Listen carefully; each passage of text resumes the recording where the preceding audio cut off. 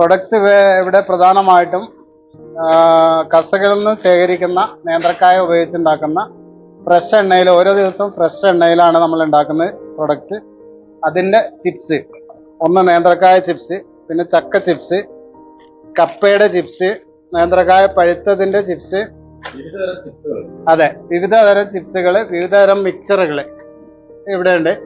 പിന്നെ പക്കവട, കടല വറുത്തത്, ഫിൽട്ടർ ചെയ്യാത്ത കർഷകരിൽ നിന്ന് ശേഖരിച്ച നാളികേരം നമ്മൾ ഡ്രയറിൽ ഉണക്കി നമ്മൾ തന്നെ എണ്ണയാക്കിയിട്ട് അതേപോലെ പാക്ക് ചെയ്യുന്നതാണ്.